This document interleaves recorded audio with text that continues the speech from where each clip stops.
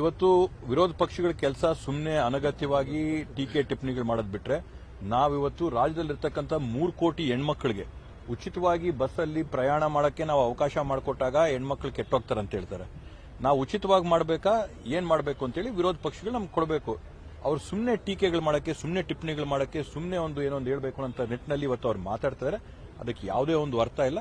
ಸಹಜವಾಗಿ ನಾವು ನೋಡ್ತಾ ಇದ್ದಂಗೆ ಇಂದಿನ ದರ ಇವತ್ತದು ಕೇಂದ್ರ ಸರ್ಕಾರದ ಕೈಯಲ್ಲಿದೆ.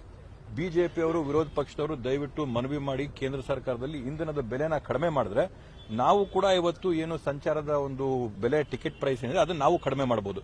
ಇವತ್ತು ಅವರು ಅದನ್ನೇನು ಮಾಡದೆ ಇವತ್ತಿಲ್ಲಿ ಬಂದು ಇವತ್ತು ಯಾಕೆ ವಿದ್ಯುತ್ ಜಾಸ್ತಿ, ಯಾಕೆ ಇವತ್ತು ಟಿಕೆಟ್ ಬೆಲೆ ಜಾಸ್ತಿ ಆಗಿದೆ ಅಂದ್ರೆ ಬೇರೆ ಬೇರೆ ರೀತಿಯಾಗಿ ಇವತ್ತು ನಮ್ಮ ಡೀಸೆಲ್ ಬೆಲೆ ಆಗಿರ್ಬೋದು, ಜನಕ್ಕೆ ನಾವು ಕೊಡ್ತಾ ಇರ್ತಕ್ಕಂಥ ಸಂಬಳಗಳಾಗಿರ್ಬೋದು, ಇವೆಲ್ಲ ಕೂಡ ಹೆಚ್ಚಾಗಿದೆ. ಕಾಲಕ್ರಮೇಣವಾಗಿ ನಾವೆಲ್ಲ ನೋಡ್ತಾ ಇದ್ದಂಗೆ ಬಸ್ ದರಗಳ ಪರಿಷ್ಕರಣೆ ಆಗ್ತಾ ಇರ್ತಕ್ಕಂಥದ್ದು ಸಹಜವಾದಂಥದ್ದು.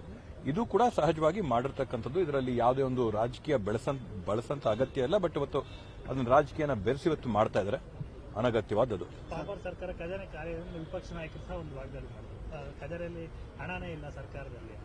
ಇವತ್ತು ಖಜಾನೆ ಇಲ್ಲದಿದ್ರೆ ಇವತ್ತು ನಾನು ನಿಮ್ಗೆ ಹೇಳ್ದಂಗೆ ಹೊಸಕೋಟೆ ತಾಲೂಕಲ್ಲಿ ನಿಮ್ಮ ಕಣ್ಣು ಮುಂದೆ ಇರೋಂಥ 1,500 ಕೋಟಿ ರೂಪಾಯಿ ಅಭಿವೃದ್ಧಿ ಕಾಮಗಾರಿ ಹೇಗೆ ಸಾಧ್ಯ? ಭಾಗ್ಯಗಳು ಸುಮಾರು 250 ಕೋಟಿ ಕೊಡಕ್ಕೆ ಹೇಗೆ ಸಾಧ್ಯ? ಖಜಾನೆ ಖಾಲಿ ಆಗಿದ್ರೆ ಇವೆಲ್ಲ ಅಭಿವೃದ್ಧಿ ಆಗಕ್ಕೆ ಸಾಧ್ಯ ಇರ್ತಾ? ಸುಮ್ಮನೆ ಟೀಕೆ ಮಾಡಕ್ಕೆ, ಟಿಪ್ಪಣಿ ಮಾಡಕ್ಕೆ ಏನಾದರೂ ಹೇಳ್ಬೋದು. ಅಂಕಿಅಂಶಗಳು ತೆಗೆದು ನೋಡ್ಲಿ, ಎಲ್ಲೆಲ್ಲಿ ಅಭಿವೃದ್ಧಿ ಆಗ್ತಾ ಇಲ್ಲ ಅಂತ ನೋಡ್ಲಿ. ಇನ್ನ ನಮ್ಮ ಸರ್ಕಾರ ಇನ್ನ ಯೋಜನೆಗಳನ್ನ ಕೊಡುತ್ತೆ. ಪಿಡಬ್ಲ್ಯೂಡಿಯಲ್ಲಿ ಇನ್ನೂ 15 ಕಿಲೋಮೀಟರ್ ಪಿಡಬ್ಲ್ಯೂ ರೋಡ್ಗಳ ಅಭಿವೃದ್ಧಿ ಮಾಡ್ತೀವಿ. ಪ್ರಗತಿ ಪಥ ಅಂತೇಳಿ ಸುಮಾರು 6,000 ಕೋಟಿ ರೂಪಾಯಿಲಿ ಪ್ರತಿ ತಾಲೂಕಿಗೆ 40 ಕಿಲೋಮೀಟರ್ ಹಂಗೆ ವಿಲೇಜ್ ಇರೋ ಗ್ರಾಮ ರಸ್ತೆಗಳೇನವೆ ಅದರ ಅಭಿವೃದ್ಧಿ ಮಾಡಂತದ್ದೆ. ಇವೆಲ್ಲ ಆಗಬೇಕಂತಂದ್ರೆ ಖಜಾನೆ ಖಾಲಿ, ಖಜಾನೆ ದಿವಾಳಿ ಅಂತ ಹೇಗೆ ಸಾಧ್ಯ? ಇವತ್ತು ಕರ್ನಾಟಕ ರಾಜ್ಯದ ಬಗ್ಗೆ ಅಪಪ್ರಚಾರ ಮಾಡ್ತಾ ಇರ್ತಕ್ಕಂಥದ್ದು ಅಂದ್ರೆ ನೀವೇನೇನೆ? ಕೇಂದ್ರ ಸರ್ಕಾರದಿಂದ ಅಂತರೂ ಬಿಜೆಪಿಯವರು ₹1 ಅನುದಾನ, ₹1 ಸಹಾಯ ನಮ್ಗೆ ಮಾಡ್ಕೊಡಲ್ಲ. ಹೋಗಿ ರಾಜ್ಯ ಸರ್ಕಾರ ತನ್ನ ಪ್ರಯತ್ನ ಮಾಡಿ ರಾಜ್ಯನ ಅಭಿವೃದ್ಧಿ ಮಾಡಬೇಕಂದ್ರೆ ಅದನ್ನು ಕೂಡ ನೀವು ಟೀಕೆ ಟಿಪ್ಪಣಿ ಮಾಡಿ ಸತತವಾಗಿ ಅವಮಾನ ಮಾಡ್ಕೊಂತ ಬಂದು ಕರ್ನಾಟಕ ರಾಜ್ಯ ಅಭಿವೃದ್ಧಿ ಆಗ್ಲೇಬಾರದು ಅಂತೇಳಿ ಬಿಜೆಪಿಯವರ ಧ್ಯೇಯ ಕಲ್ಪನೆ ಇದ್ದಂಗಿದೆ. ಈ ರೀತಿಯಾಗಿ ಮಾತಾಡೋದ್ರಲ್ಲಿ ಯಾವ ಅರ್ಥ ಇದೆ? ಯಾವ ಅಭಿವೃದ್ಧಿ ಕೆಲಸ ನಿಂತಿದೆ? ಯಾವ ಅಭಿವೃದ್ಧಿ ಕಾಮಗಾರಿ ಆಗದೆ ಇದೆ?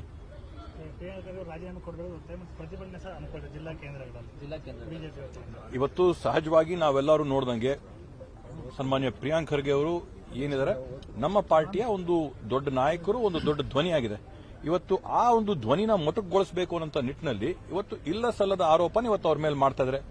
ಎಲ್ಲಿ ಕೂಡ ಪ್ರಿಯಾಂಕ್ ಖರ್ಗೆ ಅವರ ಹೆಸರು ನೇರವಾಗಿ ಪ್ರಸ್ತಾಪ ಆಗಿಲ್ಲ. ಅವ್ರ ಬಗ್ಗೆ ಏನೂ ಇಲ್ಲ.